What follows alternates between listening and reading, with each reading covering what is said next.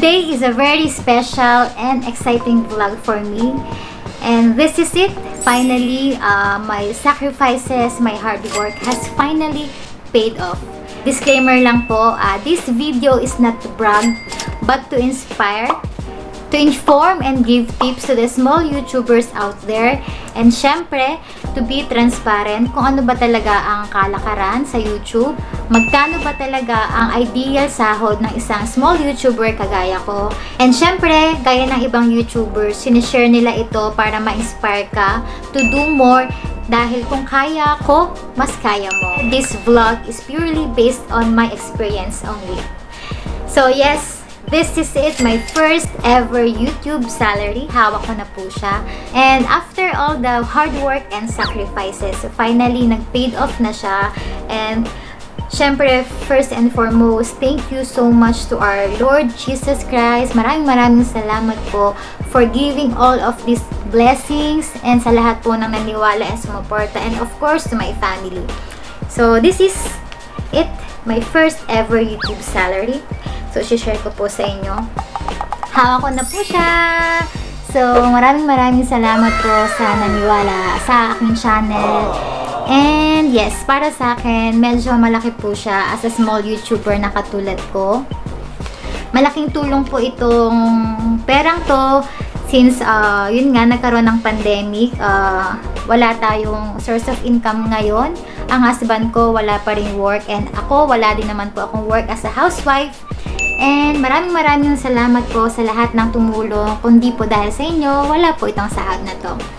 And that's why I am here to explain step-by-step process kung papaano ba talaga sumasahod sa YouTube, ano ang kalakaran. So, ano ba talaga ang pasikot-sikot sa YouTube. So, by the way, if you're new here, I am Dianne Q. And in this channel, I share some of lifestyle tips. And syempre, nagfo-focus po ako on making YouTube tips and tutorials. So, marami po akong content about YouTube. So, if you like that content, please consider to subscribe. So, like what I said, paano nga ba kumikita sa YouTube? Ano ang mga step-by-step na process? Kung ano yung mga pinagdadaanan ng mga small YouTubers para lang makasahod. So, first of all, kailangan mong magkaroon ng 1,000 subscribers and 4,000 watch hours or 240,000 minutes in a 365 days or 1 year. So yes, that's the first requirement or basic requirement for you to be approved in YouTube Partner Program. Next is you need to fill up the Google AdSense, and syempre kailangan mo magpa-review. Kailangan nilang ma-check kung okay ba ang mga contents mo, kung wala ka bang mga reused, wala kang mga re-upload from other video creators. And that's the tip na kaya kong ibigay sa inyo dahil in my case, I think wala pang 1 day na approve agad ako kay YouTube Partner Program, and that's the time na pwede ka na maglagay ng mga ads or advertisements sa mga YouTube videos mo. Pero syempre, kailangan lahat ng contents mo is friendly advertiser. So the question is, malaki ba talaga ang kinikita ng mga small YouTubers sa YouTube? Depende kung hindi sila nag-skip ng ads mo. Depende rin kung saan ang location ng mga viewers mo. So, kung ano ang klase ng type ng contents mo. So, lahat yan, iba't iba. But, to tell you honestly, para magkaroon ka ng idea, sa mga YouTube videos ko with 1,000, 2,000 views, meron akong na-earn na mga $1 to $2. So, yan. Yan ang ideally na pwede nating sahudin sa mga views natin. So, hindi siya ganun kalaki, hindi siya ganun kabongga, katulad ng mga artista na earn nila, pero para sa akin, malaking tulong na din yan sa ating kabuhayan. Kailangan mong ma-reach muna ang $10 na threshold para padalhan ka ni Google AdSense ng PIN. So, ano nga ba ang PIN? Yan yung mahiwagang papel na inaantay ng mga YouTubers para makasahod sila dahil nandyan yung numbers or yung verification numbers para ma-verify ka ni Google AdSense kung talagang existing ang pagkatao mo. Kailangan mo ma-verify yan, pero in my case, since nagkaroon ng pandemic, 6 months, 5 months, wala pa rin yung PIN. So, kailangan kong mag-manual verification. And meron akong tutorial about that. Kung gusto mong mag-manual verification. Dahil I think kung within 4 months hindi ka pa nakakapag-verify, mawawala ng ads ang mga videos mo. So, ililink ko na lang down below. And syempre, kailan ba binibigay ni Google AdSense ang sahod natin? First, kailangan mong ma-reach ang $100 in a month. Okay, so if $98 yan, 99, hindi ka makakasahod by the following month. So, dapat more videos, more consistency ng paggawa ng mga contents. So, in my case, once na naka-reach ako ng threshold in a month, nakaka-receive ako ng email every 21 or 21st of the month. After 3 days, nasa bangko ko na siya. And ang kinagamit kong bank is BDO Kabayan Savings. Kung hindi mo pa alam kung paano mag-link ng bangko, meron din akong tutorial about that. So, yan, i-click mo lang ang description down below and nandyan ang tutorial ko kung paano mag-link ng bangko sa ating Google AdSense.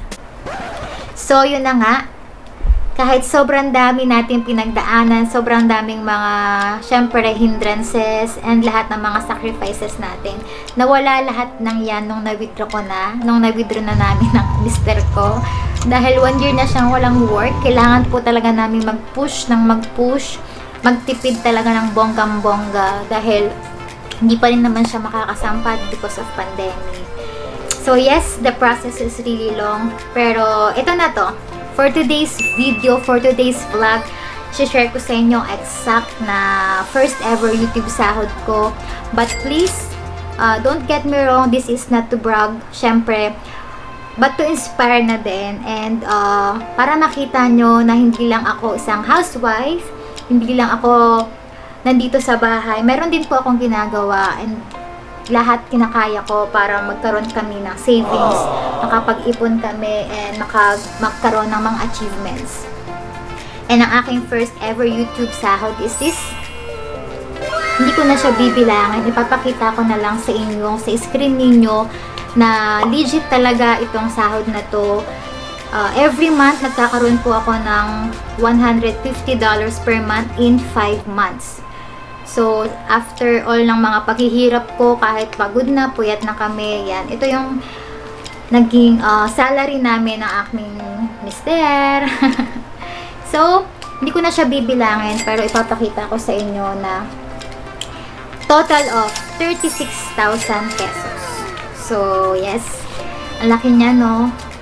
Para sa akin, malaki na siya. Kasi, hindi ko naman to kikitain kung nakaupo lang ako dito, kung nakahiga lang kami dito, diba? Kahit papaano, nasa bahay lang kami. Grabe. Ito na siya. I'm so happy. Sana maging happy ka rin sa akin. So, diba? So, saan ba to mapupunta? First of all, savings. And, syempre, I want to thank all of you, first of all, to our Lord Jesus Christ, and thank you for all these blessings.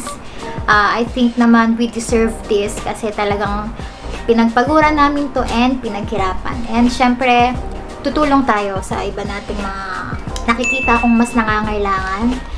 Since January today, so this is my birthday month, I will be celebrating my 30th birthday this coming January 24, and medyo mag-celebrate naman tayo kahit pa paano, dahil hindi ako nagse-celebrate ng birthday ko every year.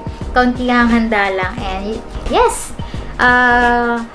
magse-celebrate tayo, babawas tayo ng konti, pero lahat ng to is sa savings talaga. And babawas din ako ng para sa investment sa YouTube. Bibili tayo ng ring light kasi as of now, magwa 1 year na tayo sa YouTube, wala pa rin tayo magandang ring light. Ginagamit ko lang yung dito, yung sa bintana. Ayan, buksan na natin para lumiwanag. Medyo naulan kasi, so madilim. So pagpasensyahan nyo na po kung madilim ang ating background. So I want to grab this opportunity to thank all of you. First, isa lahat po ng super chatters natin since day 1 nung na-monetize ako noong June 2020 hanggang ngayon, nandyan pa rin po kayo tumutulong sa aking channel. And second, lahat ng mga naging members ko and yung mga members ko pa rin until now, maraming salamat dahil malaking tulong din po yun. Third is yung mga nasasalihan ko mga raffle. Lahat ng mga sinalihan ko kumanta para lang para lang magkaroon tayo ng mga entry sa raffle. Malaking bagay po yan. And thank you po kay Mother Mayan Lambert na nag-push through and nag-inspire sa akin mag-YouTube. Maraming salamat po sa inyong lahat dahil kung wala kayo, wala rin po tayong YouTube sahod. And syempre sa aking part naman, sa lahat po ng mga subscribers ko, kahit yan, kakunti lang po ang mga nanonood sa inyo. Maraming salamat po sa mga hindi nag-i-skip ng ads, sa mga naniniwala sa contents ko, sa lahat po ng mga nagla-likes, and sa mga nagdi-dislikes, it's okay. That's part of YouTube journey. So, kailangan nating maging matatag, makapal ang mukha, and syempre, yun, kailangan natin yan. So, sa lahat ng mga future subscribers ko, kung ikaw hindi ka pa nakaka-subscribe, i-click mo na ang subscribe button dahil marami akong mga future uploads na quality and informative contents. Kung meron kang mga clarifications, questions, don't forget to comment down below. Kung gusto mo na shoutout sa next vlog natin, comment down below lang din. So, start now. Wag na magpatumpik-tumpik pa kasi last December wala tayong sahod, hindi tayo nakasahod. That's why I am here. Para mag-push through, maging consistent, mas maging, anong tawag doon? Mas maging mainit sa paggawa ng mga videos. Yun. And yeah, that's all for today's vlog. Lagi nating tandaan, be humble and smile more. So, I hope to see you on my next video. Maraming salamat! Have a wonderful 2021. Bye-bye!